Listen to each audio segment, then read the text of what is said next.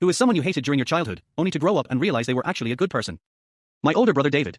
I spent my entire youth carrying a genuine, bone-deep hatred for that man. Right after our father died, he flipped like a switch, cold, aggressive, barely human.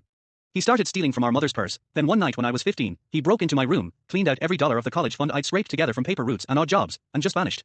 No note. Nothing. Our mother never recovered, died of heartbreak about a year later, and I spent the next decade working myself raw just to stay afloat, cursing his name like a prayer every single morning. 10 years later, a coroner called me from across the country. David had been found dead in an unheated studio apartment, organ failure from years of physical neglect and brutal factory work. I didn't go out there to grieve. I went out of pure spite, expecting to find evidence of the selfish, comfortable life he'd built on my stolen future. What I found instead was a sleeping bag on bare floorboards, a pile of ramen wrappers, and a small locked metal box hidden under the floorboards.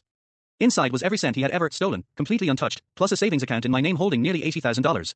Underneath the money was a stack of loan shark ledgers and court documents. Our father hadn't just died.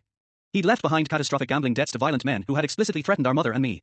David, barely 18 years old, had figured out that the only way to keep us safe was to absorb the debt himself entirely. He faked the thefts to sever ties with us so would never be touched. Then he spent a decade working 80-hour weeks in hazardous conditions, living in freezing squalor, destroying his body to pay off a dead man's sins. He died completely alone. Knowing that the little brother he had quietly given his entire life to protect had spent every single day of that decade wishing him misery. I don't think I've ever fully put myself back together after opening that box. I'm not sure I'm supposed to.